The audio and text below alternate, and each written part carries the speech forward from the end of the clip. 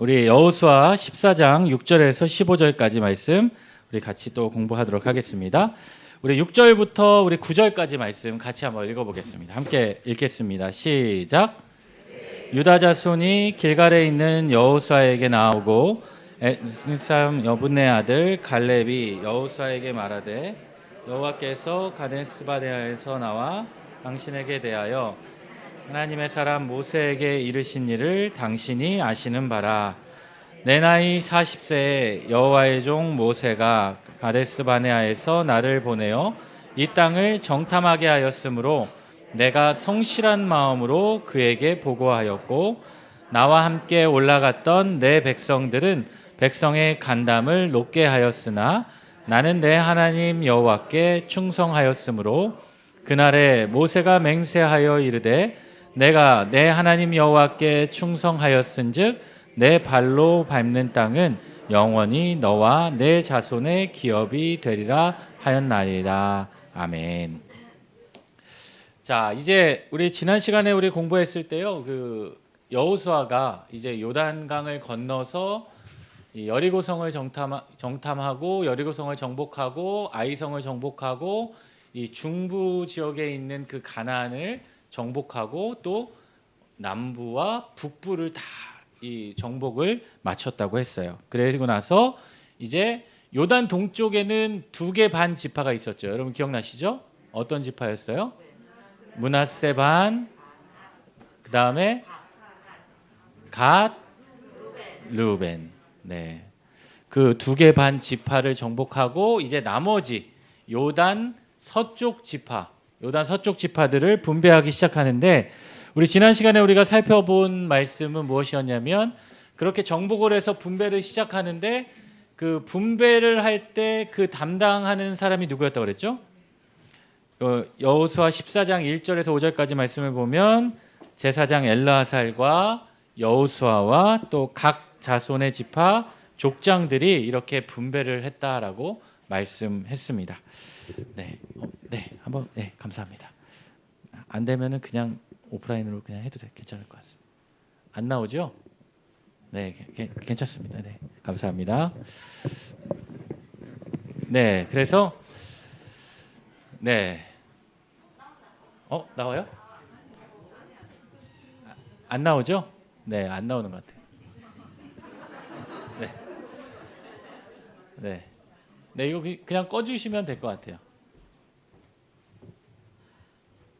네, 더 좋은 것 같습니다.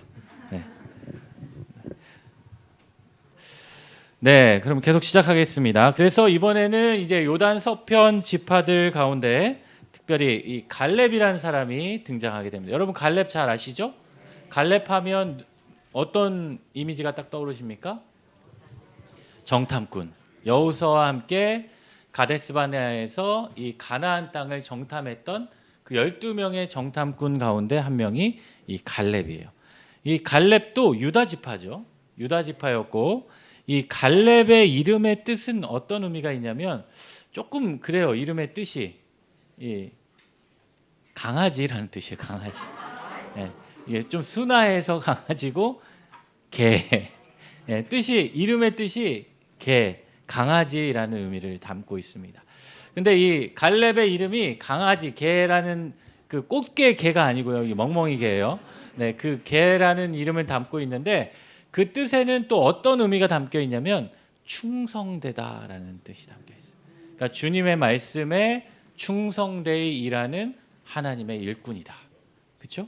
그래서 갈렙의 이름 자체가 이 개의 특성 가운데 하나가 주인에게 충성하는 그런 특성이 있잖아요. 그래서 갈렙도 그런 뜻이 있다. 그래서 8절에 보시면 8절 마지막 부분에요. 어떤 표현이냐면 나는 내 하나님 여호와께 뭐하였다? 충성하였다. 이게 바로 갈렙의 정체성이에요. 이 충성이라는 또 히브리 단어가 말레라는 단어도 있는데, 이 단어는 이 충성이라는 것은 어떤 걸 의미하냐면요, 그의 삶을 가득 채운다라는 의미가 있어요. 그러니까 나의 삶을 하나님의 말씀으로 하나님을 향하여 가득 채워간다. 여러분 충성이 그런 거잖아요. 내가 누군가에게 충성을 할 때는 내가 그 사람의 어떤 부분만 말씀만 듣고 내가 이거는 따르고 저건 안 따르고 그게 아니라 충성을 한다라는 건 뭐예요? 온전히 다 그 내 삶을 가득 채운다라는 의미가 있거든요. 그 대표적인 사람이 바로 갈렙이었다라는 거예요. 그래서 갈렙이 6절에 이런 고백을 해요. 뒷부분에 보면 나와 당신에 대하여 하나님의 사람 모세에게 이르신 일을 당신이 아시는 바라. 그래서 40세에 자기가 가데스바네아에서 모세가 나를 보내었고 이 땅을 정탐하게 하였으므로 내가 어떤 마음으로? 성실한 마음으로. 여러분 우리가 하나님 앞에 나아갈 때 이 마음이 중요합니다. 성실한 마음으로 그에게 보고하며 나아가야 한다라는 거예요. 여러분 이 성실한 마음은 어떤 마음이냐면 내가 스스로 생각할 때 내가 열심히 했고 내가 최선을 다했고 그 마음이 성실한 마음이 아니에요. 성실한 마음은 그것을 뛰어넘어서 다시 말하면 우리의 말과 우리의 행동이 일치되는 것을 의미합니다. 여러분 많은 신앙인들이 이 말은 이 앞서는데 이 행동이 앞서지 않고 그런 경우가 많이 있거든요. 근데 이 성실하다라는 것은요, 이 자신의 마음과 자신의 말과 자신의 행동이 일치가 되었다라. 여러분 그 국밥 좋아하세요? 국밥? 네, 국밥 좋아하시는데 그 국밥집에 가면 요즘은 그 식당이 없었던 것 같아요. 저는 그 장터국밥이라는 그 식당을 자주 갔는데 거기 가면 제가 좋아하는 메뉴 중에 따로 국밥이라는. 네, 뭔지 아시죠? 네, 그냥 국밥은 밥이랑 국이랑 이렇게 말아져 나오는데 따로 국밥은 뭐예요? 밥하고 이게 따로 나오는. 뭐 어차피 이 배에 들어가면 똑같은 것 같지만 여러분 달라요. 네, 제가 볼 때는 거기에서부터 문화가 시작돼서 요즘에는 뭐가 나왔냐면 탕수육을 먹을 때 찍먹이냐 부먹이냐. 저희 집에 두 어르신이 있는데 두 어르신이 이게 다른 거예요. 이 탕수육을 먹을 때 한 분은 찍먹이고 한 분은 부먹인 거예요. 근데 요즘은 제가 알기로는 웬만한 그 중국집에 가면 그게 따로 나오거든요.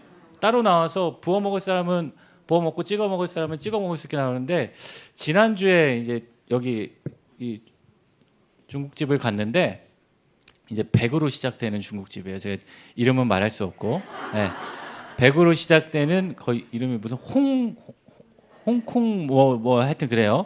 거기 갔더니 그게 같이 나오는 거 아예 부어서 나오는 거예요. 부어서 나오니까 저희 집 이 어르신 중에 한 분이 아니 이게 왜 부어 나오는 거야? 막 왜 이거 찍먹을 해야 되는데 그렇게 이야기했던 기억이 있는데 여러분 우리 신앙을 한번 잘 생각해 보시면 내가 믿는 신앙이 있고 또 내가 행하는 삶이 따로 있는 경우가 있다라는 거예요. 신앙도 따로 국밥으로 살아갈 때가 있다라는 거예요. 근데 그게 아니라는 거죠. 성실한 마음은 무엇이냐? 내가 믿는 그대로, 내가 의지하는 그대로, 내가 하나님의 말씀을 들은 그대로 온전히 살아가는 것을 의미한다는 거예요. 이 갈렙이 바로 그랬어요. 자신의 현실, 자신의 삶 가운데에는 정탐을 할 때도 정말 많은 안악 자손들이 있고 많은 사람들이 강한 족속들이 있었지만 그럼에도 불구하고 자신의 마음 가운데 하나님이 주신 그 마음을 붙잡고 그 믿음을 붙잡고 담대하게 나아가게 되었다라는 거예요. 그래서 이 9절 말씀을 보면 이 9절의 갈렙의 비전이죠. 내가 내 하나님 여호와께 충성하였은즉 내 발로 밟는 땅은 영원히 너와 내 자손의 기업이 되리라. 여러분 이 말씀이 사실 여호수아 1장 3절에 나오거든요. 여호수아 1장 3절에 이미 하나님께서 여호수아를 통해서 주셨던 그 말씀을 붙잡고 있었다라는 거예요. 자, 또 계속해서 읽어보겠습니다. 10절 같이 읽을게요. 시작. 여호와께서 이 말씀을 모세에게 이르신 때로부터 이스라엘 광야에서 방황한 이 45년 동안을 여호와께서 말씀하신 대로 나를 생존하게 하셨나이다. 오늘 내가 85세로 돼 모세가 나를 보내던 날과 같이 오늘도 내가 여전히 강건하니 내 힘이 그때나 지금이나 같아서 싸움에나 출입에 감당할 수 있으니 그날에 여호와께서 말씀하신 이 산지를 지금 내게 주소서. 당신도 그날에 들으셨거니와 그곳에는 아낙 사람이 있고 그 성읍들은 크고 견고할지라도 여호와께서 나와 함께 하시면 내가 여호와께서 말씀하신 대로 그들을 쫓아내리라 하니. 네, 갈렙이 이야기합니다. 45년 동안을 여호와께서 말씀하신 대로 나를 생존하게 됐다. 그가 40세에 정탐을 시작했잖아요. 그래서 광야 생활을 몇 년 했습니까? 이스라엘 백성들이 40년인데 뭐 다 이렇게 추가하고 실제 광야 생활은 38년이라고 해요. 그러면 지금 85세면 지금 몇 년 동안 이 정복 전쟁을 했어요? 7년간 정복 전쟁을 해서 그 땅을 다 얻어서 지금 11절에 보면 뭐라고 이야기하냐면 오늘도 내가 여전히 강건하다라는 거예요. 85세가 되었음에도 불구하고 내 힘이 그때나 지금이나 같다. 내 힘이 그때나 지금이나 같다. 도대체 뭘 먹고 자랐길래 내 힘이 그때나 지금이나 같을까? 광야에서 이스라엘 백성들이 먹은 건 뭐예요? 만나, 메추라기, 물, 이 정도였잖아요. 그리고 정복 전쟁 가운데 뭐 먹어봤자 얼마나 먹었겠어요? 근데 하나님께서 그와 함께 하시니까 그에게 힘을 주셨다라는 거예요. 여러분, 우리의 힘은 어디에서 오는가 우리가 생각해 보면, 여러분 잘 아는 이사야 말씀을 보면 주를 앙모하는 자에게는 독수리가 날개 치며 올라가는 그런 힘을 우리에게 주신다라고 말씀하시죠. 그리고 사도행전 1장 8절 말씀을 보면 오직 성령이 너에게 임하시면 너희가 무엇을 받아요? 권능을 받아. 우리 지난 1학기 때 사도행전 공부했잖아요. 기억나시죠? 네, 공부했습니다. 네. 그 권능이란 단어 제가 그때 말씀드렸던 것 같은데, 권능이란 단어는 성령이 우리에게 임하실 때 임하게 되는 그 권능.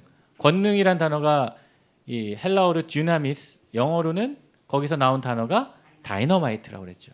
그러니까 하나님이 우리에게 힘을 주시면 우리에게 있는 모든 것을 무너뜨리고 모든 것을 이겨낼 수 있는 그러한 놀라운 능력이 우리에게 주어지게 된다는 거예요. 갈렙은 그 힘을 기억하고 있었을 거예요. 아마 그의 육체적으로 말한 힘은 분명히 떨어졌겠죠.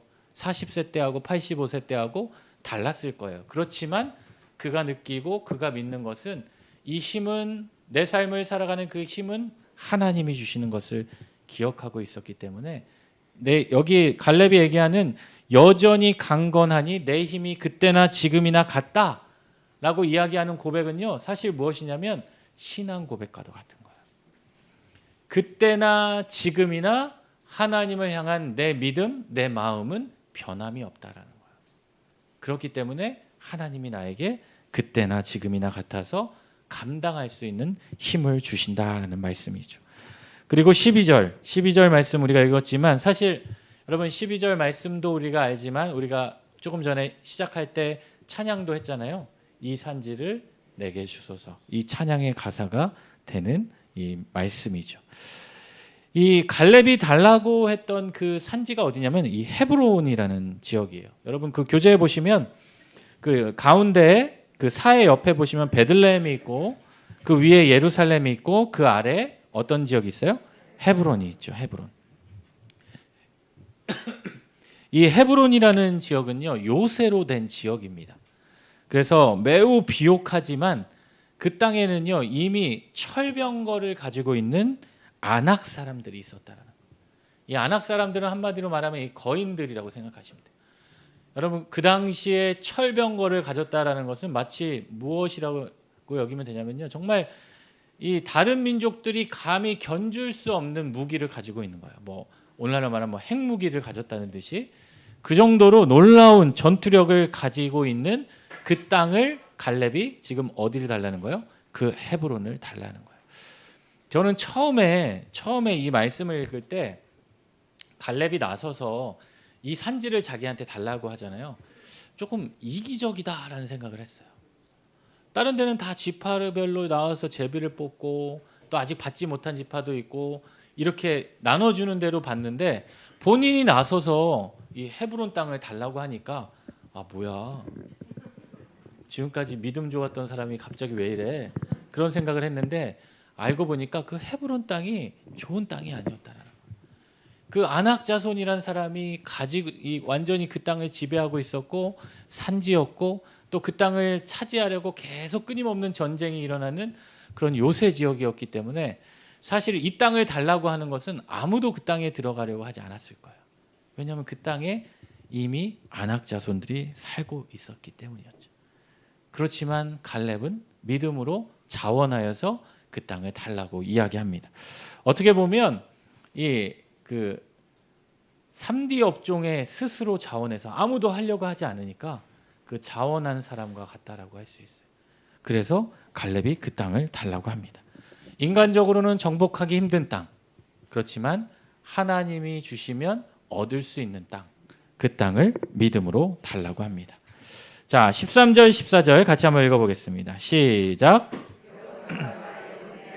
갈렙을 위하여 축복하고 헤브론을 그에게 주어 기업을 삼게 하매 헤브론이 그니스 사람 여분네 아들 갈렙의 기업이 되어 오늘까지 이르렀으니 이는 그가 이스라엘의 하나님 여호와를 온전히 쫓았습니다. 네, 여기도 나오죠. 14절 마지막에 여호와를 어떻게 쫓았다? 온전히 쫓았다. 여러분, 이 온전이라는 단어가 아까 8절에 나오는 충성이라는 같은 단어예요. 그러니까 내가 하나님을 충성되이 따르겠다라는 것은 온전히 따르겠다. 여러분, 이 헤브론이라는 땅이 어떤 땅인지 아세요? 여러분, 헤브론 하면 우리 성경에 많이 등장하거든요.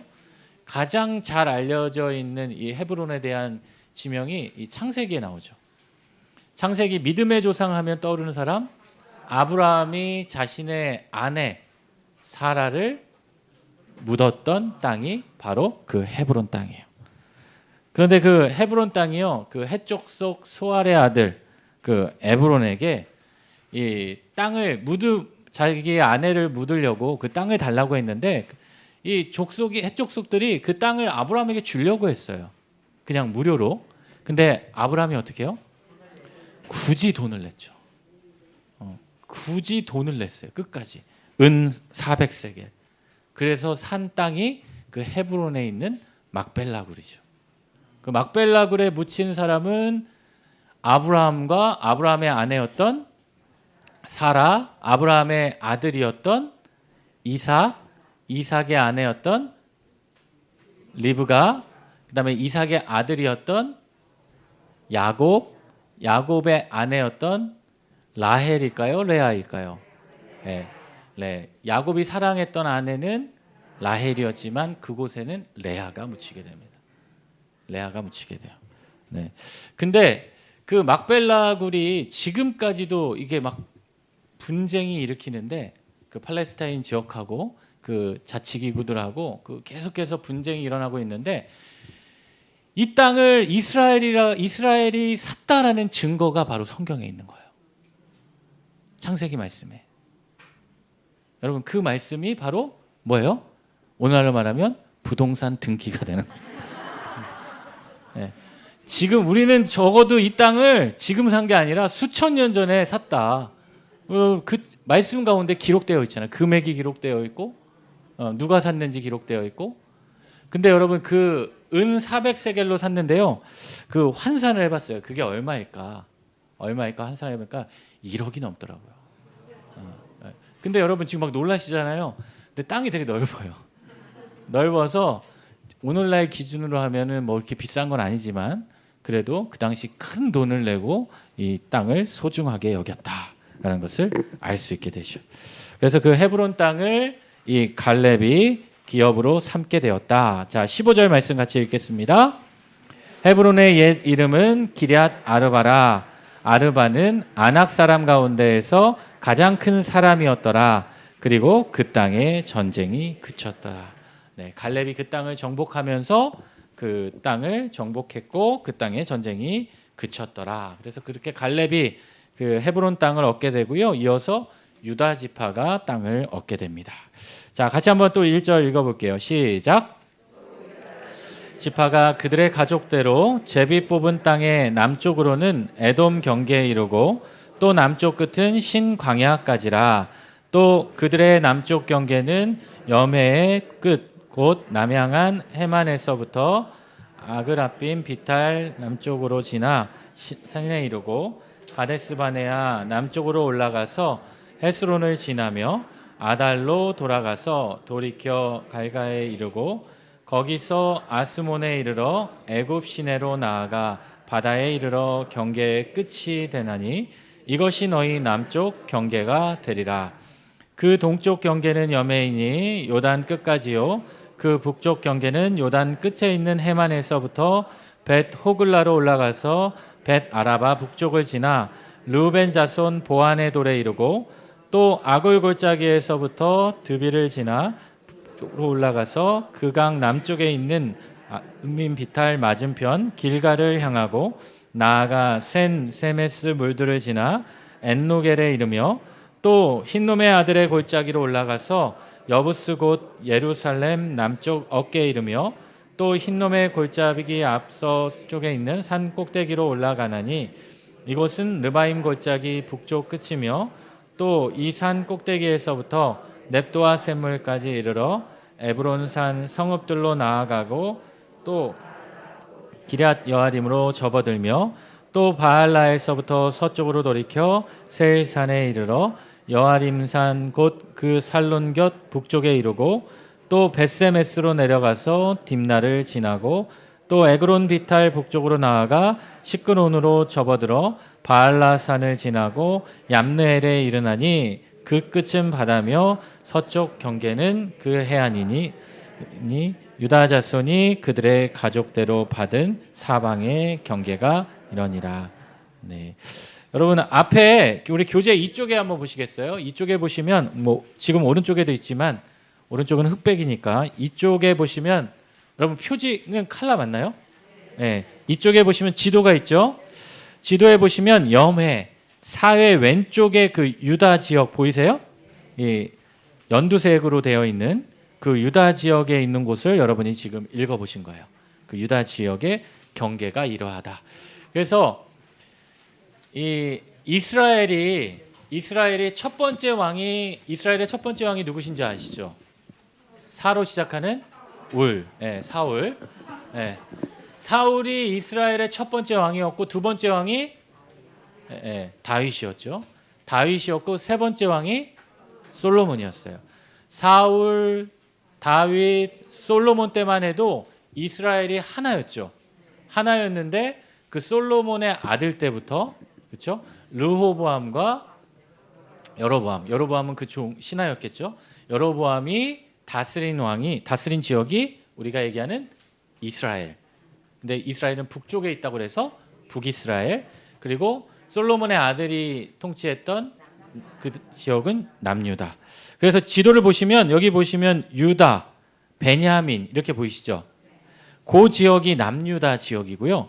그 위에 있는 지역이 바로 북이스라엘 지역입니다. 그래서 제가 이 지금 성경 공부를 하고 있는데 제 목표는 지금 여호수아를 통해서 가나안 땅을 정복하고 또 그 다음에 이 가나안 시대를 지나서 이 이스라엘의 왕이 세워지는 그 사사 시대를 지나서 또 왕들이 어떻게 활동했는지 거기까지 이렇게 살펴보려고 하는데 시간이 너무 많이 걸리겠더라고요. 그래서 열심히 하여튼 달려가 보겠습니다. 그래서 여러분 이 지도를 보시면서 같이 이 지역들이 여기에 있는 지역들이구나. 그래서 유다라는 지역은 남쪽에 있구나. 이스라엘에서 그래서 남유다라고 하는구나. 그 정도 기억하시면 좋을 것 같습니다. 자, 또 13절 같이 읽어볼게요. 13절 14절 시작. 여호수아에게 명령하신 대로 여호수아가 기럇 아르바 곧 헤브론을 유다 자손 중에서 분깃으로 여분네 아들 갈렙에게 주었으니 아르바는 아낙의 아버지였더라. 갈렙이 거기서 아낙의 소생 그 세 아들 곧 세세와 아이만과 달메를 쫓아내었고, 갈렙이 그 헤브론을 쳐서 취하였고 14절에 보시면 갈렙이 거기서 아낙의 소생들을 다 쫓아내었다. 그 땅을 정복했다라는 거예요. 그 다시 말하면 갈렙이 그 헤브론을 달라고 했지만 사실 지금 땅 지파를 할 때는 가나안 땅을 정복한 상태잖아요. 근데 그 헤브론 산지는 여전히 정복되지 않고 있었다라는 거예요. 그러니까 아무도 사실 그 땅을 가려고 하지 않았고 그 땅을 두려워했을 거고, 그런데 갈렙이 자원하여서 그 땅을 달라고 그리고 그 땅을 정복했음을 알 수 있게 됩니다. 또 15절 같이 한번 읽어볼게요. 시작.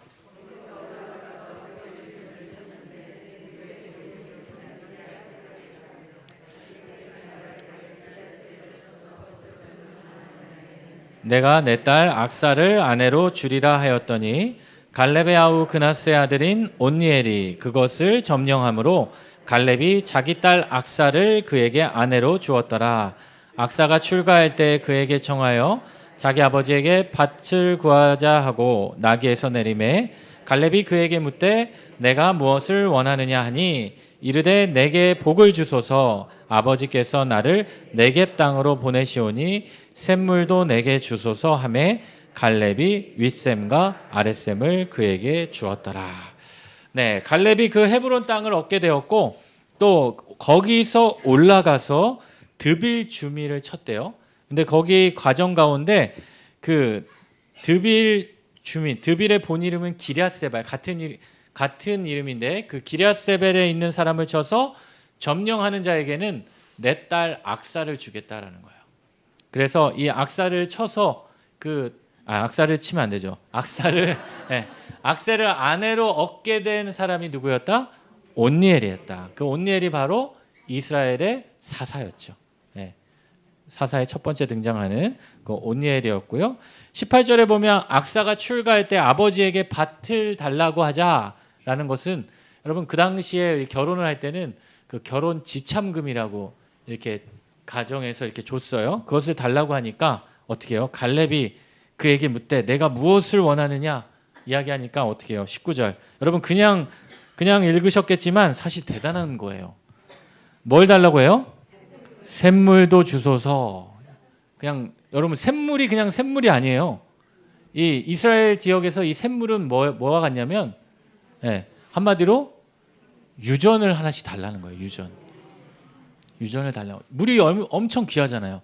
그러니까 이 족장들도 그 이스라엘 이 문화들은 그 농경 문화도 있지만 이 유목 문화잖아요. 그 많은 양들을 그 많은 염소들을 그걸 키우려면 뭐 풀도 있어야 되고 물이 있어야 되거든요.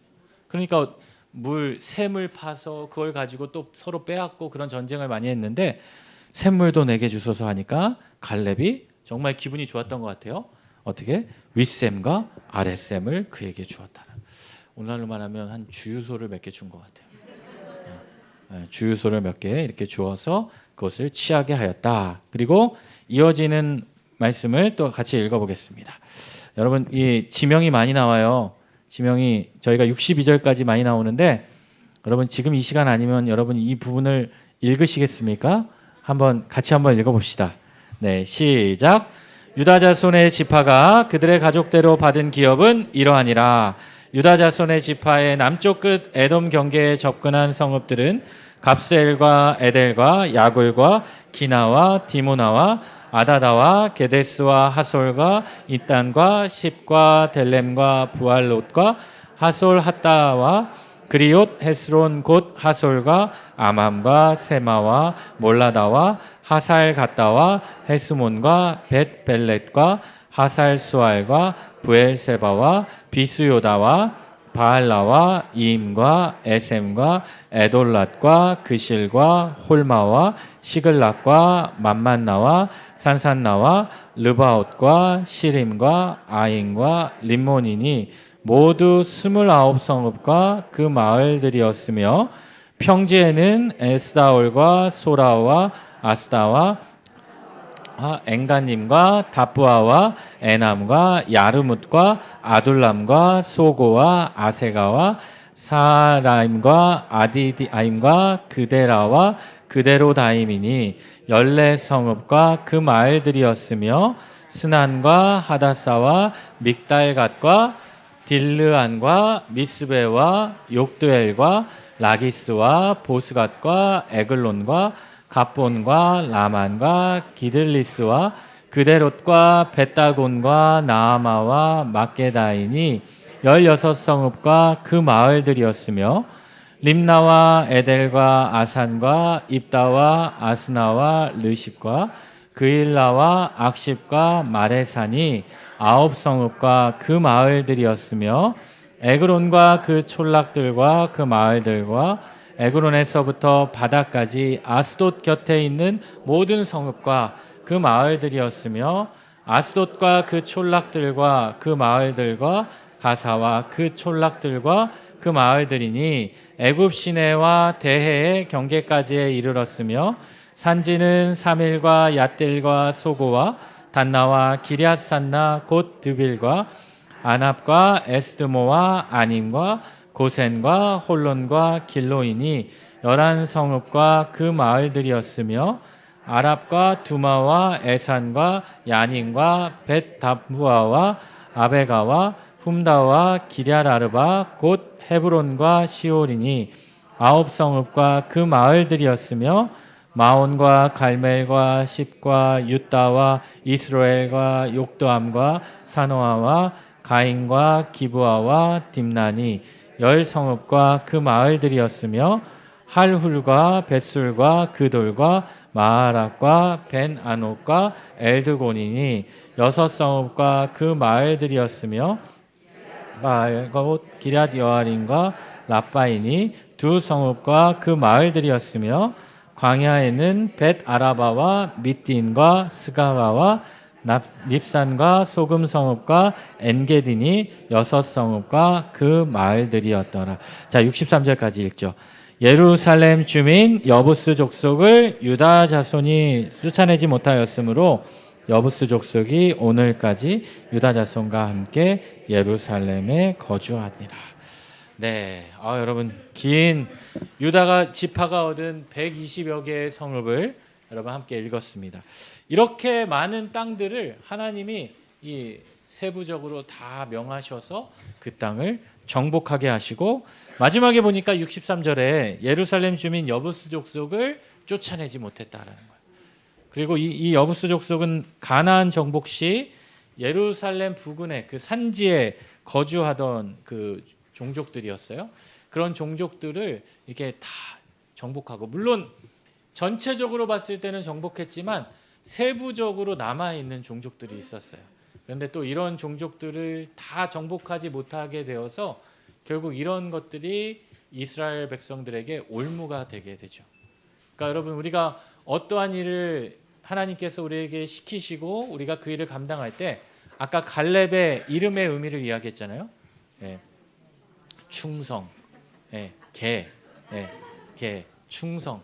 우리가 온전히 순종하지 못하면, 그러니까 우리의 마음 가운데 아주 작은 그런 부분들이 있더라도 그것을 통해서 우리의 마음이 조금씩 와해되고 무너질 수 있다라는 거예요. 근데 처음에는 어떻게 해요? 그런 작은 점들이 별거 아닌 거라고 여긴다는 거예요. 별거 아닌 거라 여기고, 그것쯤은 괜찮아. 그것쯤은 괜찮아. 뭐 100 중에 하나인데, 근데 여러분 그 하나가 둘이 되고, 둘이 넷이 되고, 넷이 여덟이 되고 확산되기 시작하면서 우리의 삶이 나중에는 온전히 순종하는 게 편한 것이 아니라 나중에는 불순종하는 것이 더 편하게 되는 그러한 인생이 되고 만다라는 거예요. 그래서 사도 바울도 이야기하듯이 악은 모양이라도 버리라는 거예요. 모양이라도. 여러분 안에 그 악의 모양을 갖고 있는 거 계셔요? 아껴두신 거 계셔요? 네, 그건 모양이라도 버리라는 거예요. 모양이라도. 그래서 그런 것들을 통해서 나의 신앙에, 나의 삶에 올무가 되지 않도록, 여러분 우리가 하나님께 온전히 충성하도록 우리는 더욱 힘쓰며 살아가야 된다. 그래서 나의 충성도가 90이다 라고 생각했을 때 나는 저 집사님보다는 낫지, 저 집사님은 30인데 나는 90인데 근데 여러분 그 집사님과 비교하면 안 되고, 우리의 신앙의 모델은 누구예요? 예수님을 닮아가는 삶이 돼요. 여기서 중요한 건 예수님이 되면 안 돼요. 우리나라에 예수님이 41명이 있대요. 41명. 자기가 예수님이라고 하는 사람. 근데 43명인데 2명이 죽었대요. 근데 제가 신학교 때도 한 40 몇 명이라고 그랬거든요. 근데 그 사람들이 많이 죽었어요. 근데 계속 생겨나나 봐요. 그러니까 우리의 목표는 예수님이 되는 것이 아니라 제자잖아요. 예수님의 발자취를 따라가는 거예요. 그러니까 옆에 있는 우리 믿음 좋은 권사님들, 믿음 좋은 집사님들이 우리 신앙의 본이 될 수도 있지만 그게 궁극적인 목적이 아니라 예수님이 우리의 본이 되는, 예수님을 본받는 그러한 삶이 되어야 된다라는 겁니다. 네, 우리 120개 성을 읽었기 때문에 잠시 쉬었다가 또 16장 시작하겠습니다.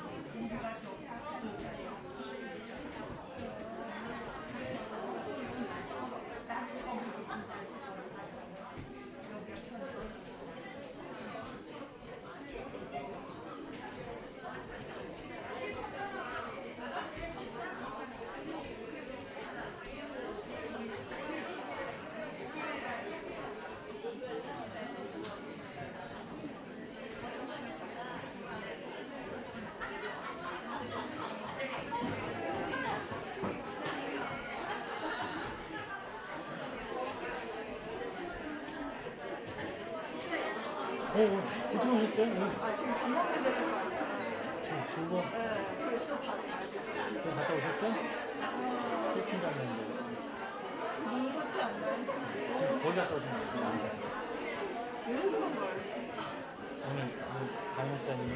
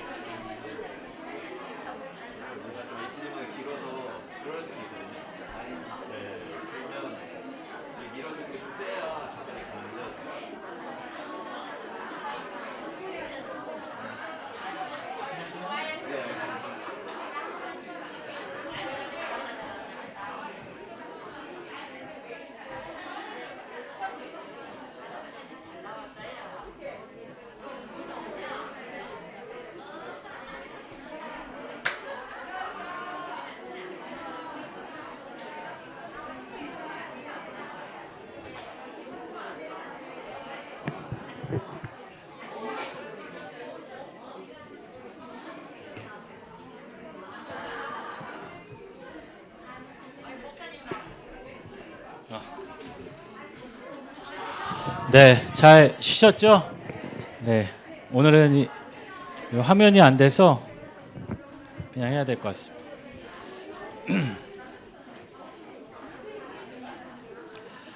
네, 그 성경 공부 반장님이 지금 11월 월조셔서 오늘 첫째 날부터 이 장례 가시느라고 지금 잠깐 오셨는데요. 이 광고를 부탁하셨어요. 이 성지순례 신청하시는 분들은 그 계약금 30만 원을 지금 내지 마시고 일단은 혹시 30명이 안 되면은 또 이게 해야 되니까 30명이 모이면 그때 연락을 드리겠대요. 언제 입금해 주세요. 이렇게 그 연락을 받으시고 연락을 받으시고 나서 입금하시면 될 것 같습니다. 그 전화번호는 다 아시죠? 전화번호 모르시는 분은 아마 구역장님 통해서 물어보시면 될 것 같고요. 네, 그러면 우리 16장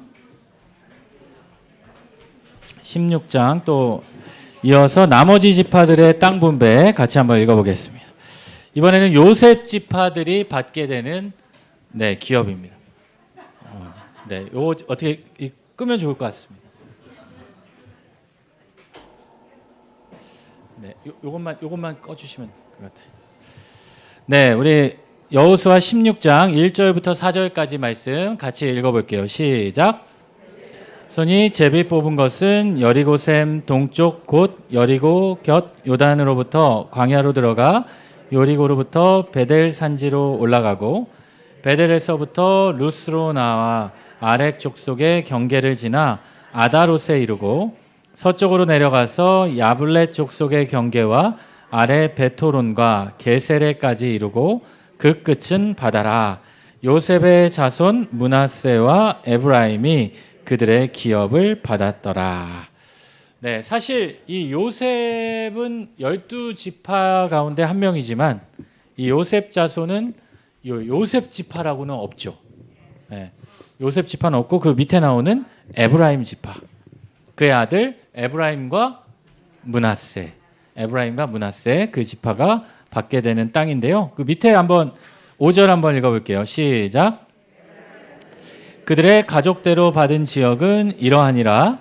그들의 기업의 경계는 동쪽으로 아다롯 아달에서 윗 베토론에 이르고 또 서쪽으로 나아가 북쪽 믹무다에 이르고 동쪽으로 돌아 다사 실로에 이르러 야노아 동쪽을 지나고 야노아에서부터 아다롯과 나아로 내려가 여리고를 만나서 요단으로 나아가고 또 답부아에서 서쪽으로 지나서 가나 시내에 이르나니 그쪽은 바다라. 에브라임 자손의 지파가 그들의 가족대로 받은 기업이 이러하였고 그 외에 므낫세 자손의 기업 중에서 에브라임 자손을 위하여 구분한 모든 성읍과 그 마을들도 있었더라. 자, 그 땅을 분배하는데 이 에브라임 지파에게는 여기 오른쪽에 지도 보시면 유다와 베냐민, 또 왼쪽에는 단이 있죠. 그 위에 있는 이 에브라임 지파를 이 지역을 분배받게 되는데 이 요셉 자손은 둘이거든요. 에브라임과 므낫세. 근데 사실 므낫세는 이미 요단 동쪽에서 땅을 절반은 받았고요. 나머지 반 지파가 여기서 또 받게 되는데 여기 9절 말씀을 보면 그 외에 므낫세 자손의 기업 중에서 에브라임 자손을 위하여 구분한 모든 성읍들과 마을들도 있었더라. 인구 비례에 따라서 이 에브라임 지파에 비해서 므낫세 지파의 이 땅이 훨씬 더 넓었어요. 그러니까 이 제비를 뽑아서 이 땅을 주었지만 정말 하나님께서 일하셨다라는 것을 알 수 있는 게 그래도 그 지파별로 이 어느 정도 그 인구 조사에 대한 비율을 하나님께서 유지시켜서 여러분 예를 들어서 너무 큰 지파인데 아주 작은 땅에 보내면 어떻게 못 살잖아요. 그러니까 그런 것들을 하나님이 이끄셨다라는 것을 알 수 있게 됩니다.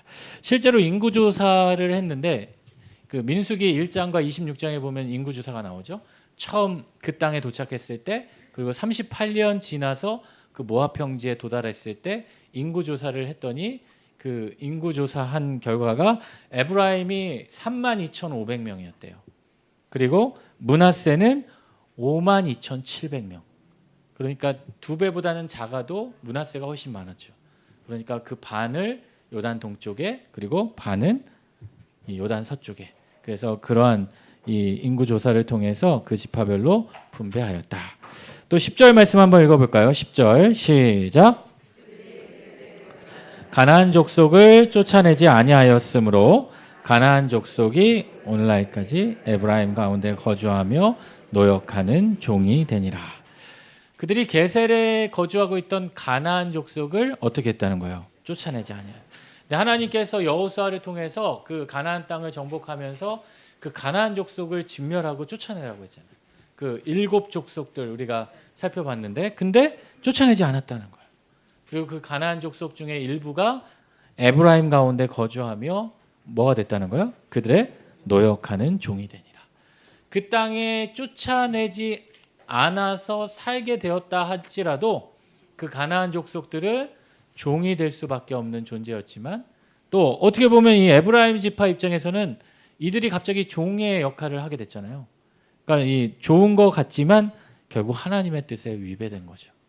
하나님의 명령에 온전히 따르지 못했다라는 거예요. 왜? 자신의 편의에 의해서 이 허용하였고 그 사용하게 되어서 여러분 이 에브라임 지파가 이 요셉의 지파잖아요.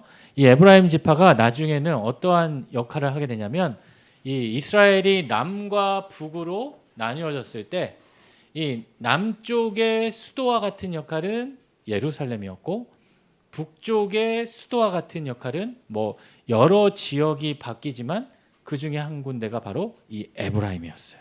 에브라임 지파. 그래서 이 에브라임 지파가 여호수아가 바로 에브라임 지파잖아요. 요셉 지파임에도 불구하고 그 에브라임 지파를 중심으로 된 그 북이스라엘이 나중에 어떻게 돼요? 이 바알 숭배의 그 핵심적인 그런 우상 숭배의 땅으로 전락하게 돼서 이 북이스라엘이 나중에 아수르에 의해서 멸망하게 되는 그러한 일들이 나타나게 되는 거죠. 그러니까 이 그 삶 가운데 하나님께 순종하지 못하고 허용했던 것들이 계속해서 등장하게 되는 거예요. 이 여호수아를 통해서 그런 말씀들을 우리가 많이 찾아볼 수 있어요. 지금도 그렇고 여호수아 7장에 보면 여러분 우리가 알고 있는 여리고 성을 정복하고 아이성 실패의 원인 누구였습니까?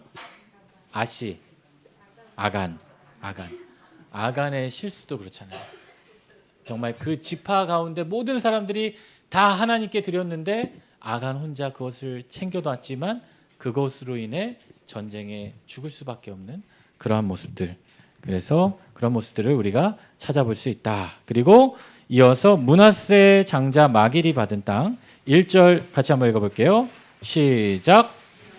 지파를 위하여 제비 뽑은 것은 이러하니라. 므낫세는 요셉의 장자였고 므낫세의 장자 마길은 길르앗의 아버지라. 그는 용사였기 때문에 길르앗과 바산을 받았으므로. 여러분 이 므낫세 지파를 보면요. 이 므낫세 지파가 제가 아까 2차 인구 조사했을 때 52,700명이라고 그랬잖아요. 근데 사실 38년 전에 가나안 땅을 이제 출발하기 전에 이 출애굽을 해서 그 인구 조사를 했을 때 이 므낫세 지파는 몇 명이었냐면 32,200명이었어요. 그 당시 이 에브라임 지파는 몇 명이었냐면 45,500명이었어요.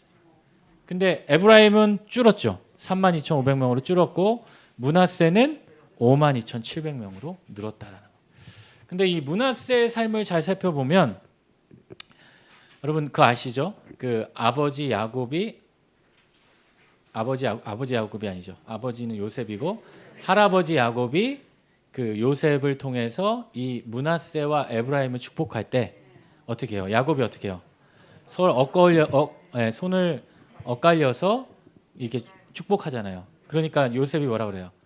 아버지 잘못됐어요. 그러니까 야곱이 뭐라 그래요? 나도 안다. 왜 그랬을까 생각해 보면 자기도 그 아버지 이삭으로부터 장자가 자기가 아니었음에도 불구하고 자기가 그걸 받았잖아요. 그것 때문이지 않았을까? 뭐 성경에 나오진 않지만 하여튼 그래서 이 장자의 축복을 에브라임이 받았다란 말이에요. 그리고 므낫세는 형임에도 불구하고 이 에브라임에게 그것을 뺏기고 말았어요. 여러분 얼마나 억울했을까요? 에서는 팥죽이라도 받아 먹었죠.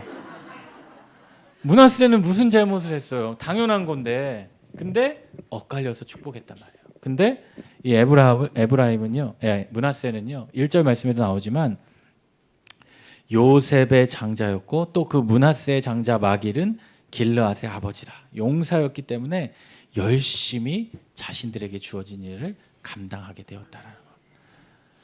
근데 이 야곱과 에서를 보면 성경 그 어느 곳에서도 에서가 그것을 회복하려고 노력했고 하나님 안에 더 들어오려고 했던 모습을 찾아볼 수 없는 거죠. 오히려 이방 여인들과 결혼해서 그것이 도리어 그들에게 큰 짐이 되고 그러한 어려움들을 나타나는 것을 보면 이 므낫세의 삶을 보게 되더라도 우리가 때론 우리가 원하지 않는 방향대로 우리의 인생이 흘러갈 수 있지만 그 자리에서도 우리가 하나님 안에 거함을 믿고 끝까지 하나님께서 나에게 주어진 길을 열심으로 살아가게 되면 하나님이 그 삶을 기억하시고 그 삶을 다시 회복시켜 주신다라는 거예요.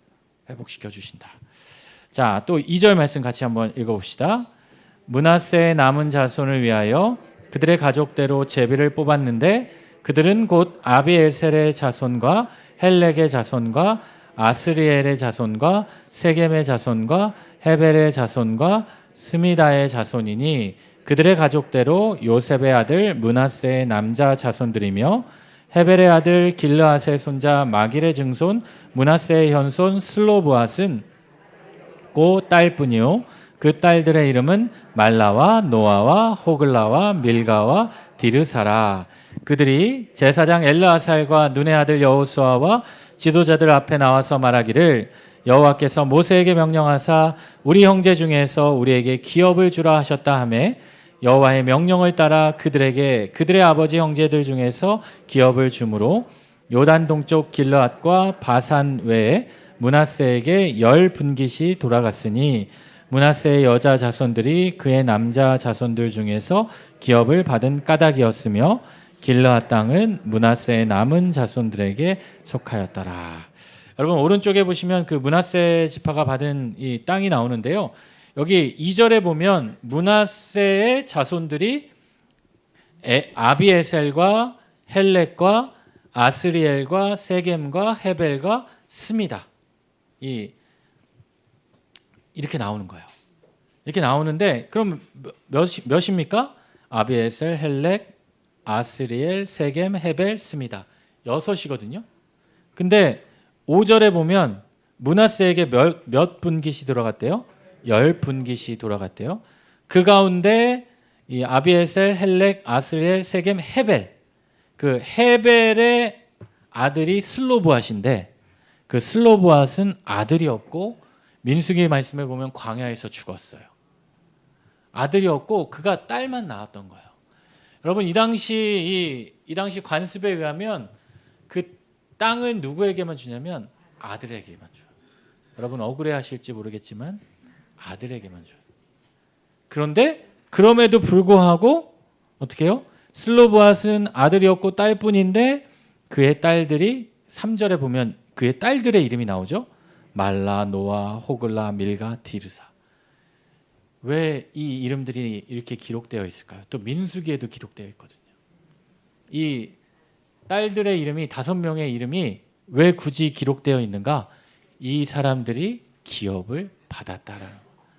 그러니까 그 므낫세의 아까 여섯 자손 중에 그 헤벨을 뺀 나머지 5이 한 기업씩 받았고 그다음에 헤벨의 아들 슬로브앗에는 아들이 없으니까 그 딸들 5이 이 기업을 받게 된 거예요. 그러면 5 더하기 5는 10이 되겠습니다. 그래서 그렇게 기업을 받았다. 여러분 뭐 지금 오늘날 우리 문화로 따지면 뭐 당연한 거지. 그렇게 생각할 수 있지만 이 당시 문화에서는 너무나도 파격적인 거예요. 너무나도 파격적. 말도 안 되는 역사상 있을 수 없었던 일이었다라는 거예요. 그런데 하나님께서는 그것을 허락해 주셨다라는 거예요. 허락해 주셨다. 그리고 그 딸들을 통해서 그 지파를 받게 함으로 이런 말씀을 보면요. 정말 하나님을 향해 또 우리가 어렵고 힘든 일이 있을 때 우리 많은 경우 여러분 나에게 어려운 일이 있고 힘든 일이 있고 제한된 일이 있을 때 여러분 어떻게 생각합니까? 어려운 건 돌파해야지. 어려운 건 풀어가야지. 여러분 그렇지 않잖아요. 어렵고 제한되고 지금까지 일어난 일이 없었다라고 생각하면 어떤 마음이 들어요? 그래 그냥 내가 내려놔야지. 포기해야지. 근데 성경을 보면 그런 어려움의 자리에서도 그 문제를 들고 하나님 앞에 나아가서 간구하고 기도할 때 하나님께서는 그 길을 열어주신다라는 거예요. 그럼 복음서에 보면 두드리라 어떻게 돼요? 열릴 것이. 두드려야 열린다는 거예요. 두드려야 열린다는 거예요. 천국은 침노하는 자의 것이라고 하잖아요. 그래서 우리의 삶 가운데 여러분의 인생 가운데 또 나에게 찾아온 그 한계의 자리에서 여러분 두드려야 된다. 근데 여러분 중요한 거는 누구에게 두드리느냐가 중요한 거예요. 그냥 아무 곳에나 가서 두드리면 안 돼요. 뭐 지금 연말이 되니까 또 막 뭐 내년도 우리 집이 어떻게 될까요? 하고서 제가 기사를 보니까 벌써 바쁘대요. 벌써 예약됐대요. 예약이 꽉 찼대요. 막 점집 이런데. 네. 근데 기독교인들이 그렇게 많이 간다는 거 아니에요. 네. 기독교인들이 그렇게 많이 가고 제가 들은 얘기는 목사님들도 온대요. 진짜인지 모르겠지만 제대로 된 사람은 아니겠지만 여러분 그게 그냥 쉽게 다 그런 분들이 뭐라고 얘기하냐면 우리 기독교인들도 이렇게 점을 보러 다니는 사람은 뭐라고 얘기하냐면 그냥 재미삼아 보러 간다는 거야. 여러분 재미삼아 거길 왜 갑니까?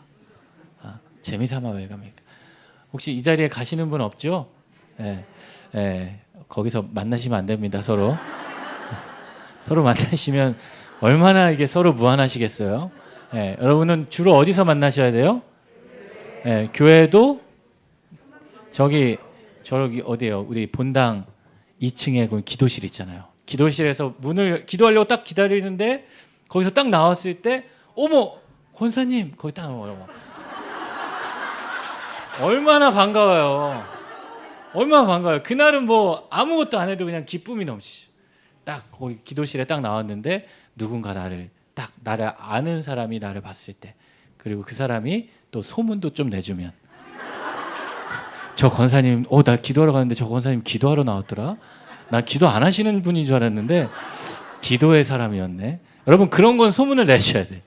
네, 그럼 오늘부터 또 기도실 줄을 그러니까 연말이 되면 그런 기도실이나 이런 곳에 이렇게 줄이 서야 되는데 이상한 곳에 이렇게 막 줄 서고 그러면 안 됩니다. 그래서 결국 이 슬로브앗의 딸들도 그러한 은혜를 입을 수 있었던 것은 그 딸들이 모세를 찾아가서 하나님께 요구했고 하나님께 기도했다라고. 결국 여러분 그 키는 뭐예요? 키? 문제를 푸는 키는 하나님이고 그 하나님의 마음을 움직이게 하는 것은 기도라는 거예요. 기도를 통해서 우리가 하나님을 더 알 수 있고 하나님께 나아가는 거예요. 제가 오늘 아침에 어떤 하나 이 사진처럼 이걸 봤는데 어떤 분이 페이스북에다가 그걸 올려놨더라고요.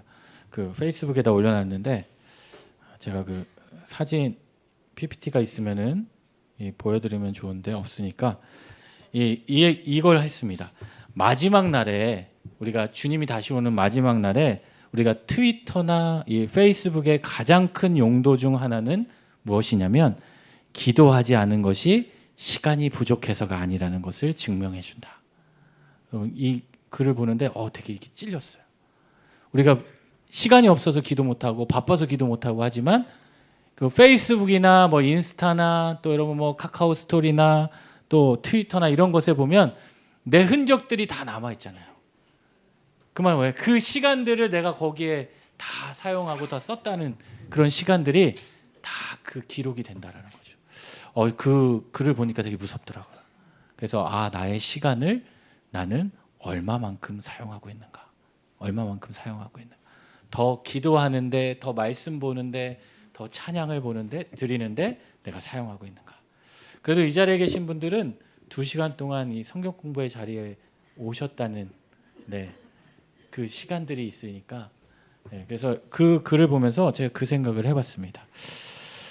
우리 또 그래서 여러분의 삶에 나에게 한계가 있는 그 자리에서 우리가 무엇보다도 기도함으로 하나님의 마음을 두드려야 된다.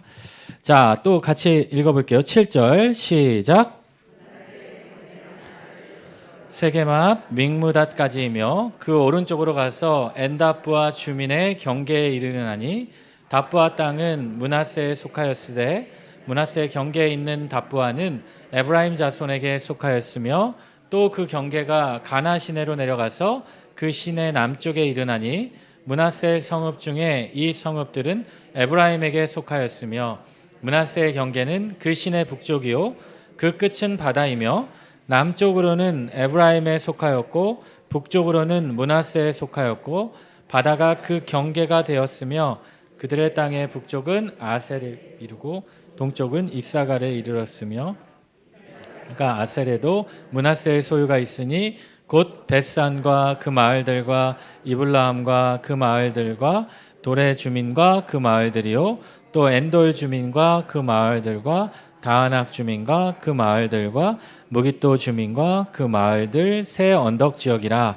그러나 므낫세 자손이 그 성읍들의 주민을 쫓아내지 못하매 가나안 족식이 결심하고 그 땅에 거주하였더니 이스라엘 자손이 강성한 후에야 가나안 족속에게 노역을 시켰고 다 쫓아내지 아니하였더라.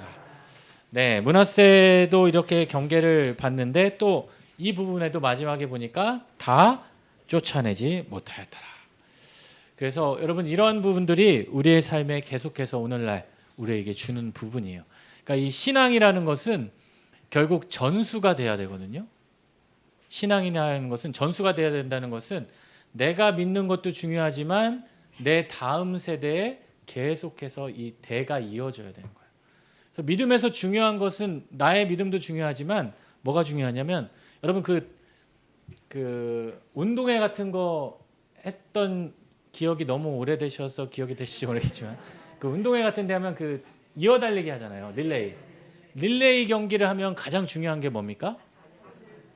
바톤 터치가 중요해요. 바톤 터치.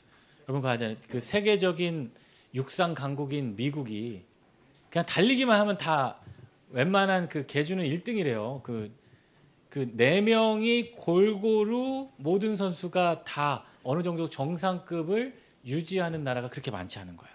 한 명씩은 각 나라 뭐 어떤 나라가 있어요? 카메룬 하여튼 그런 나라가 있어요. 잘 뛰는 나라들. 그런 나라들이 한 명씩은 있지만 이 4명이 그 주자가 되어서 세계 정상급으로 이루는 나라가 그렇게 많지 않다는 거예요. 그러니까 그 바톤 터치만 안 하면 미국이란 나라가 그 달리기는 계주는 거의 1등이 되잖아요. 그런데 보면은 한 10번 중에 8번은 미국이 금메달을 못 따요. 그 이유가 항상 바톤을 놓치는 거예요. 바톤을 놓쳐서. 그 정도로 그게 중요한데 우리 신앙도 마찬가지예요. 신앙도.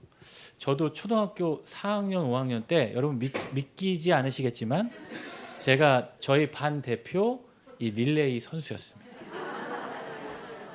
여러분 뭐 전혀 안 믿으시겠지만 전혀 안 믿으 저희 반에서 그때는 가을 이렇게 2번씩은 꼭 했거든요. 그거 할 때 저희 반에서 꼭 보낸 이유가 있어요. 그 이유는 딱 하나예요. 제가 잘 못 뛰었거든요. 한 중간보다는 조금 빨랐던 것 같고 저희 반에 더 잘 뛰는 애가 있었는데 무슨 이야기를 했냐면 재겸이가 나가면 이긴다. 이유는 뭐냐면 바통 터치에 운이 있다. 근데 제가 지금도 기억하는 게 저 라이벌이 그러니까 그때는 청군, 백군 이렇게 나눠서 하니까 제가 청군일 때 그 백군이었던 그 친구가 저랑 4학년이랑 5학년 때 계속 만났던 친구예요. 근데 그 친구는 저희 학년 또래에서 제일 빠른 친구예요. 근데 4번 다 제가 이겼어요. 이유는 뭔지 아세요? 바톤 터치가 거기는 계속 실패하는 거예요. 이유는 모르겠어요. 하나님이 도우셨다고 빨리. 근데 그 정도로 이 바톤 터치를 못하면은 이길 수가 없잖아요. 근데 신앙도 마찬가지예요. 바톤 터치를 여러분의 다음 세대에게 계속해서 물려주고 이어줘야 되는. 근데 그게 바톤이 안 받아질 수도 있죠. 나는 내밀었지만 상대방이 잡아야 되니까. 근데 안 잡을 때도 있잖아요. 그럼 어떻게 하시겠어요? 일단 계속해서 내미셔야 돼요. 계속해서 내미시고 그 신앙의 전수율이 높아야 우리의 믿음이 계속해서 이어지는 거예요. 여러분 여호수아가 이렇게 모세를 통해서 그 바톤을 잡고 그 믿음을 이어갔지만 그 여호수아 후대에 보면 그 신앙 전수가 잘 안 되는 모습을 알 수 있어요. 그래서 나중에 사사 시대에 가면 계속해서 어떻게 해요? 그때는 왕이 없으므로 자기 소견에 오른 대로 행하였더라. 그런 모습들을 알 수 있는 거예요. 여러분 이 바톤 전수, 이 신앙의 전수율이 가장 높은 종교가 뭔지 아세요? 이슬람이에요. 이슬람이 왜 무섭냐면 부모가 이슬람이면 거의 100%가 다 자녀들이 이 이슬람인 거예요. 법적으로도 그렇고 뭐 인도네시아나 어떤 나라를 가면 뭐 방글라데시인가요? 그런 나라 가면 아예 신분증에 그 사람의 종교가 들어간다고 하잖아요.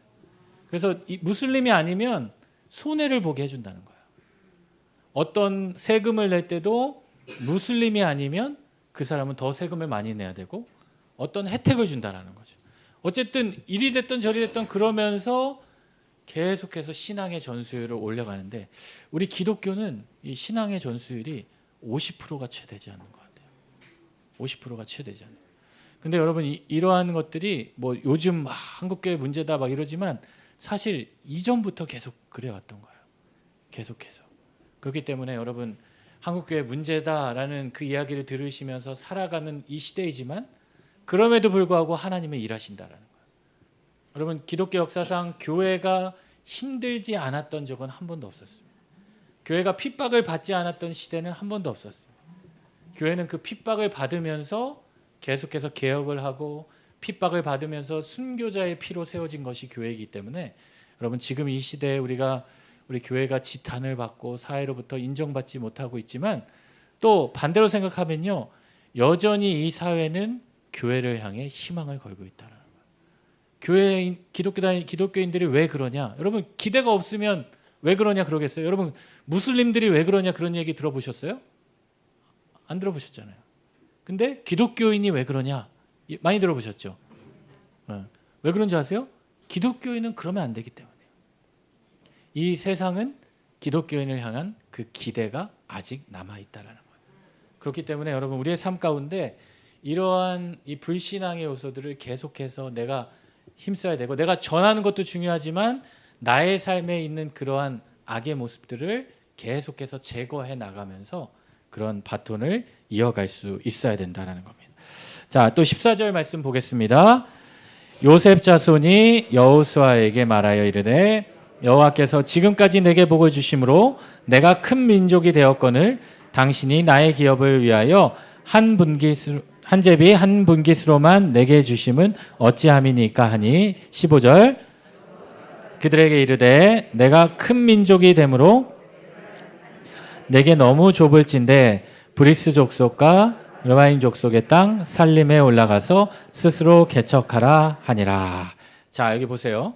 여기 한 제비 한 분깃으로만 내게 주시면 어찌 됨이니까. 사실 요셉 지파지만 요셉 지파는 지파가 몇 개예요? 2개잖아요. 므낫세 반 에브라임.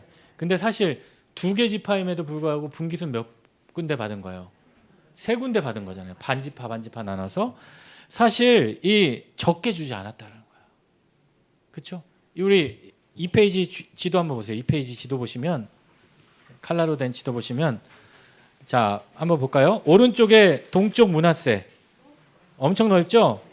왼쪽 서쪽 므낫세 그리고 에브라임. 여러분 적어요, 많아요? 많죠? 그러니까 약간 욕심을 부린 거예요. 욕심을 부린 거예요. 분배받은 땅의 크기가 너무나도 크고 더군다나 동쪽까지 받았는데 지나친 욕심을 부립니다. 그러자 여호수아가 어떻게 얘기해요? 에브라임 산지가 내게 너무 좁을진데 에브라임 산지는 조금 좁다 이거죠. 근데 지도상으로 봐도 에브라임이 받은 건 조금 좁을 수 있어요. 그러니까 다른 땅을 주지 않고 어떻게 해요? 스스로 개척해라. 여러분 근데 이게 참 대단한 것 같아요. 여호수아가 무슨 지파입니까? 에브라임 지파. 팔은 어디로 굽어요? 여호수아에겐 팔은 밖으로 굽어요. 공정하게 했다는 거예요. 지도자로서. 여러분 이게 중요한 것 같아요. 내가 어떠한 자리에 이 지도자로 있을 때 물론 모든 사람들에게 다 이렇게 해주는 게 당연하겠죠. 근데 때로는 이 팔이 안으로 굽는다고 물론 그들을 도와줄 수도 있지만 도와줄 때는 어떻게 도와줘야 돼요? 공정하게 도와줘야 돼요. 공정하게. 그래서 여호수아는요 스스로 개척하라고요.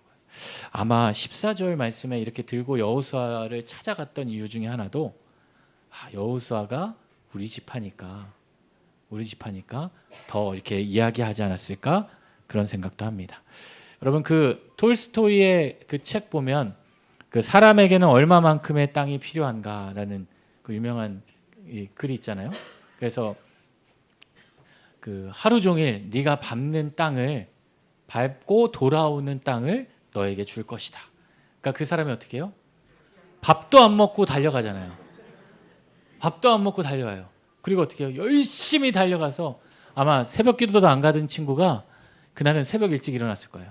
근데 아침부터 저녁까지 해가 지기 전까지 돌아와야 되니까 간신히 돌아와서 엄청난 땅을 차지하고 어떻게 해요? 죽었어요. 그리고 그 사람에게는 얼마만큼의 땅이 돌아갑니까? 그 사람의 무덤만큼의 땅이 돌아가는 거죠. 여러분 그 글을 읽으면 우리의 욕심이 때로 너무 지나칠 때가 있다. 여러분 아간만 봐도 아간이 그 시나이산의 외투 한 벌 또 금, 은 그거를 차지했단 말이에요. 그리고 어떻게 해요? 한번 입어보기라도 했으면. 제비 뽑았을 때 아간이 그 시나이산의 외투 한 벌을 입고 있었더라 라면 됐어도 어쨌든 한번 입어봤을 테니까. 근데 그걸 어떻게 해요? 자기 땅 밑에 파서 감추어 두었잖아요. 그렇다는 거예요. 인간의 욕심이. 그래서 여러분 그 말씀 있죠. 욕심이 잉태한 즉 몰라요? 죄를 낳고 죄가 장성한 즉 사망을. 네. 여러분 근데 그게 진짜인 것 같아요. 십계명의 말씀을 보면 십계명의 말씀은 크게 2가지로 나눌 수 있죠. 하나님 사랑과 이웃 사랑으로 나눌 수 있는데 하나님 사랑도 그렇고 이웃 사랑도 그렇고 이것을 어기게 되는 가장 큰 죄는 무엇이냐면 탐심에서 나오는 거예요. 탐심. 그래서 탐심은 우상 숭배라고까지 이야기하죠. 그러니까 그 욕심에서 그 모든 것들이 시작되는 거예요.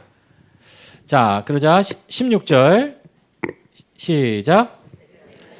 이르되 그 산지는 우리에게 넉넉하지도 못하고 골짜기 땅에 거주하는 모든 가나안 족속에게는 베스안과 그 마을들에 거주하는 자이든지 이스라엘 골짜기에 거주하는 자이든지 다 철병거가 있나이다 하니 17절 여호수아가 다시 요셉의 족속 곧 에브라임과 므낫세에게 말하여 이르되 너는 큰 민족이요 큰 권능이 있은즉 한 분깃만 가질 것이라 아니라 그 산지도 내 것이 되리니 비록 삼림이라도 내가 개척하라.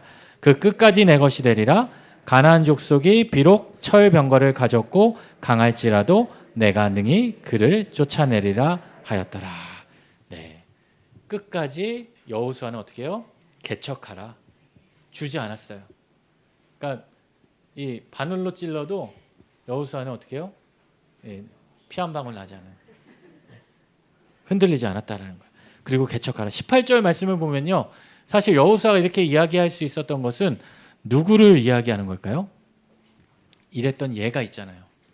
네, 갈렙. 갈렙이 그렇게 그 헤브론 산지를 정복해서 얻었던 것처럼 여기 아예 구체적으로 얘기했죠. 가나안 족속이 비록 철병거를 가졌고 강할지라도 내가 능히 그를 쫓아낼 것이다. 그것을 극복하고 이겨내라. 믿음으로 그 땅을 개간하고 개척해라. 자, 그 말씀을 이제 마치고 이제 유다와 요셉 지파들이 이 땅을 분배받았습니다. 자, 18장 1절 같이 읽겠습니다. 시작. 실로에 모여서 거기 회막을 세웠으며 그 땅은 그들 앞에서 돌아와 정복되었더라. 네, 지금까지 요단 동쪽에 두 지파 반이 땅을 받았고요. 요단 서쪽에서는 요셉 지파와 유다 지파가 땅을 받았고 남은 지파는 2절 말씀 시작. 그러나 이스라엘 자손 중에 그 기업의 분배를 받지 못한 자가 아직도 7지파. 7지파가 그 땅을 분배받지 못했다라는 거예요. 그래서 이들이 어디에서 모였다는 겁니까? 실로에 모였다는 거예요. 여러분, 실로라는 지역은요, 그 실로의 어원은 여러분 잘 알고 있는 히브리어 인사 여러분 아시는 거 하나 있잖아요. 샬롬이랑 같은 단어입니다. 샬롬이라는 의미예요. 평온의 처소. 지금까지는 길갈에 모여 있었는데 이들이 이제는 실로로 이동해서 그곳에서 무엇을 지었다는 거예요? 회막을 세웠다. 회막을 세웠다라는 것은 무엇을 의미하냐면 오늘날로 바꾸면 예배했다라는 것을 바꿀 수 있어요. 회막에 모여서 하나님께 예배했다. 이들이 왜 예배했을까요? 지금 이스라엘 지파에게는 문제가 생긴 거예요. 첫 번째 문제는 요셉 자손들의 욕심이 있었고 그 욕심을 들었고 또 나머지 7지파들이 앞서서 나와서 그 땅을 요구하지도 않고 달라고 하지도 않고 한마디로 불안해하고 있는 거예요. 어떤 마음이 있었겠어요? 야, 저 지파들은 벌써 다 받았는데 우리는 이러다 못 받는 거 아니야? 우리는 땅 안 주는 거 아니야? 이런 불안함도 있었고 또 그들은 소극적으로 행했다라는 거예요. 그래서 이들은 실로에 모여서 하나님 앞에 예배하기 시작하는 거예요. 여러분, 우리에게 문제가 있을 때 가장 먼저 우리가 해야 할 행동은 무엇이다? 예배의 자리를 회복하는 거예요. 예배의 자리를. 내가 하나님을 만나는 자리를 회복하는 겁니다. 그게 이렇게 교회 나와서 예배하는 자리일 수도 있고요. 내가 하나님과 단독 만나는 그 기도의 자리일 수도 있고 뭐 우리의 구역 모임 자리일 수도 있고 그런 예배의 자리를 여러분 회복될 때 우리의 삶이 회복하게 된다라는 거예요. 자, 3절 말씀 같이 읽어보겠습니다. 시작. 이르되 너희가 너희 조상의 하나님 여호와께서 너희에게 주신 땅을 점령하러 가기를 어느 때까지 지체하겠느냐. 자, 여기 3절 말씀을 보면 이 백성들이 지체하고 있었다는 것을 알 수 있죠.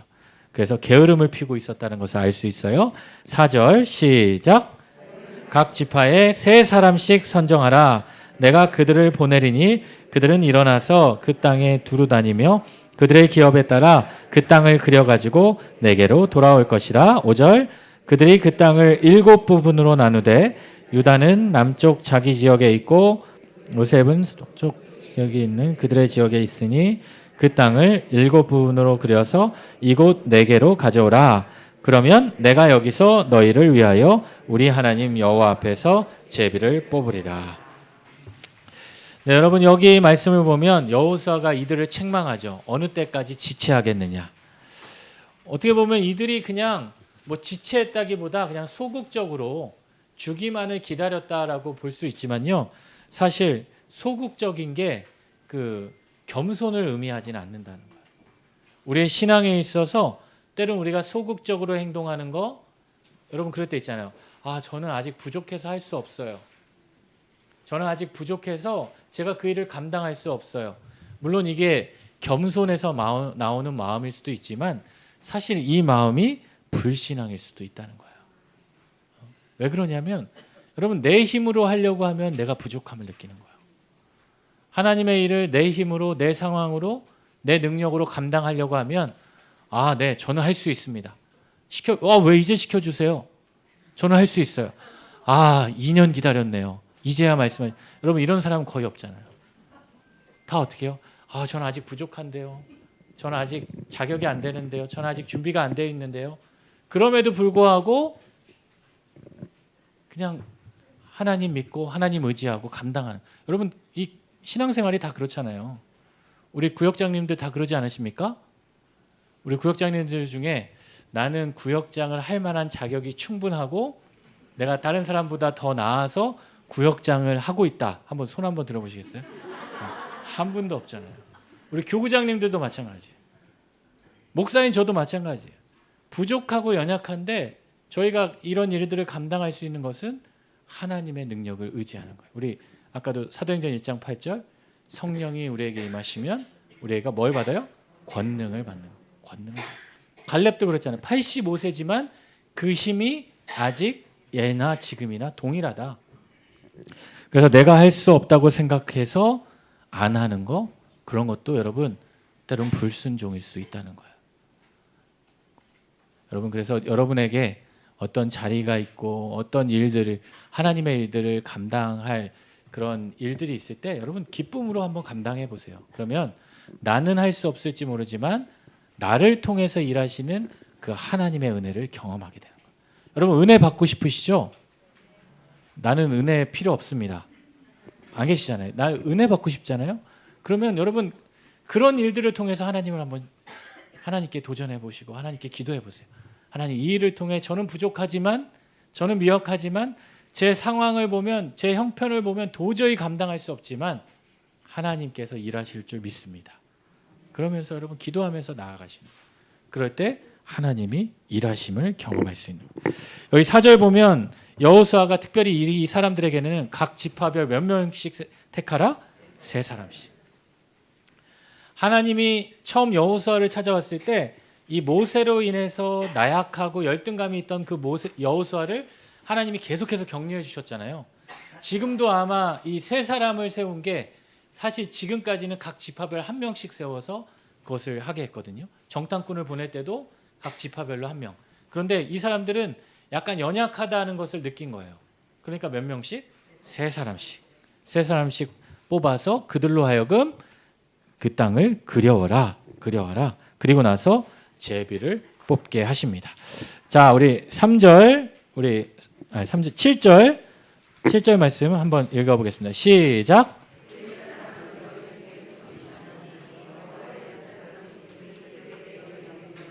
갓과 르우벤과 므낫세 반지파는 요단 저편 동쪽에서 이미 기업을 받았나니 이는 여호와의 종 모세가 그들에게 준 것이니라 하더라. 8절 그들 사람들이 일어나 떠나니 여호수아가 그 땅을 그리러 가는 사람들에게 명령하여 이르되 가서 그 땅으로 두루 다니며 그것을 그려가지고 내게로 돌아오라.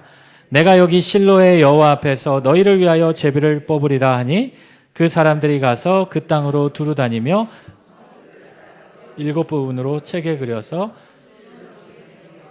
여호수아에게 나오니 여호수아가 그들을 위하여 실로의 여호와 앞에서 제비를 뽑고 그가 거기서 이스라엘 자손의 분파대로 그 땅을 분배하였더라. 네, 그들이 나아가서 8절 보니까 그 사람들이 일어나 떠나니, 그렇죠? 순종했다라는 거예요. 충성했다라는 거예요. 그러니까 10절에 분파대로 그 땅을 분배받게 되었더라. 여러분 때로는 우리가 그런 소극적인 신앙의 자리에 머물러 있어서 이거는 불신앙이다 라고 생각 안 할 수도 있어요. 그런데 여러분 하나님께서 우리에게 주시는 말씀은 어떻게 해요? 일어나서 떠나기를 원하시는 거예요. 일어나서 하나님의 은혜의 자리로 나오기를 원하신다라는 거예요. 이번 한 주간도 여러분의 삶 가운데 여러분이 머물러 있는 그 자리에서 또 일어나서 하나님이 우리를 부르시고 우리를 인도하시는 그 자리로 나아가실 수 있기를 소망합니다. 우리 이 구역 우리 예배 자료 잠깐 보겠습니다. 이번 주간에는요 종교개혁 주일이었어요. 종교개혁 505주년 우리 주간이어서 이 히스기야의 그 종교개혁에 대한 말씀 역대하 29장 36절 한 절이었는데 이 말씀을 가지고 이 일이 갑자기 되었으니라는 말씀을 증거해 주셨습니다. 여기 초기 한국 교회는 사회에 희망과 소망을 주었다. 그래서 초기 한국 교회는 많은 일들을 일하고 많은 일들을 보여주었음을 우리가 알 수 있는데 이 설교의 요약 보시면 히스기야는 일찍이 종교개혁을 단행했습니다. 히스기야의 아버지 아하스는 악한 왕이었습니다. 그렇지만 히스기야는 그 아버지의 그 악한 모습을 이어받지 않고 성전 개혁을 했다라는 거예요. 특별히 그 당시 이 모세가 만들었던 그 놋뱀, 여러분 놋뱀 사건 아시죠? 예, 이 불뱀이라는 거, 불뱀 이 놋뱀을 쳐다본즉 살리라. 그 은혜가 있던 그 놋뱀이었는데 이 시간이 지나니까 그 사건에 대한 것은 다 잊어버리고요. 그 놋뱀 자체가 또 하나의 우상이 된 거예요. 또 하나의 우상이 되어서 그것들을 보고서 히스기야가 과감히 그 놋뱀을 부숴버리죠.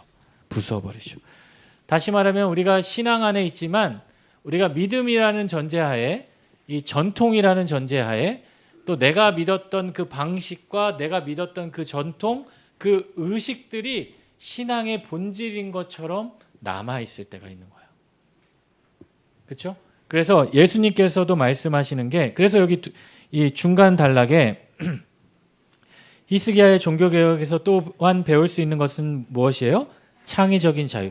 창의적인 자유라는 것은 다른 말로 표현하면 여러분 우리가 율법을 지켜야지만 그 율법을 그 형식, 율법의 형식, 그 율법에 있는 그 자체, 문자 그대로 지키는 것이 아니라 더 중요한 것은 율법이 우리에게 가르쳐주고 있는 그 정신을 지키는 게 중요하다. 그러니까 그 정신을 본질을 지키는 것 안에서는 우리가 얼마만큼의 창의적인 자유가 필요하다는 거예요. 6월절을 1월 14일에 지켜야 되는데 1월 14일에 지키지 못하니까 어떻게 지켜요? 그러면 내년 1년 동안 기다려야 되잖아요. 그러니까 어떻게? 2월 14일에 지키도록 했죠. 그런 것처럼 중요한 것은 그 6월절을 지키는 것이지 그 날짜를 내가 꼭 지켜야 되냐? 아니라는 거예요. 여러분 종교개혁도 마찬가지예요. 종교개혁 주일이니까 개혁을 해야지.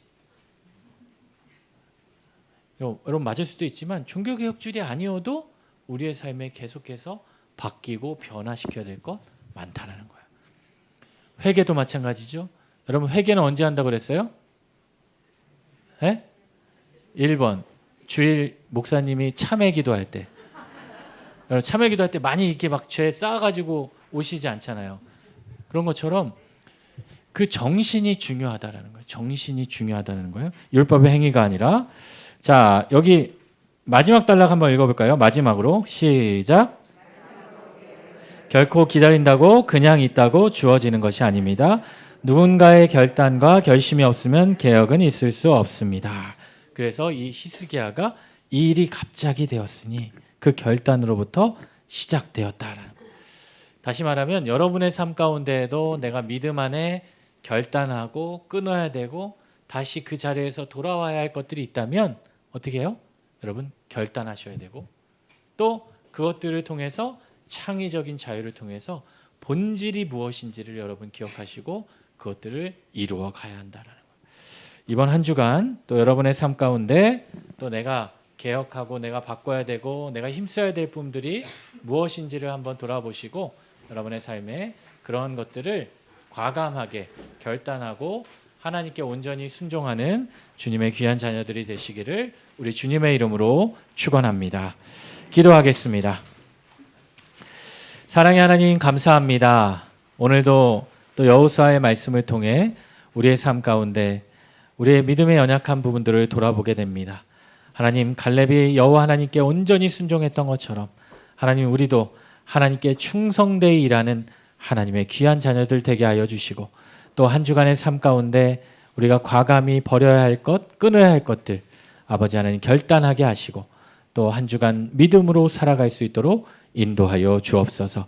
우리의 삶에 무엇보다도 하나님께 나아가기 힘쓰며 하나님께 기도하기 힘쓰며 하나님께 묻기에 힘쓰게 하시고, 주님께 의지하며 나아가는 그 자리에 주님 만나 주시고 하나님의 크신 은혜를 더하여 주옵소서. 이번 한 주간도 또 새로운 달을 시작합니다. 새 달에도 주님 우리의 삶 가운데 함께 하여 주셔서 주님과 동행하는 복된 11월이 되게 하여 주옵소서. 예수님의 이름으로 축복하며 기도드립니다. 아멘. 네, 수고하셨습니다. 네, 광고 말씀 전해 주시죠.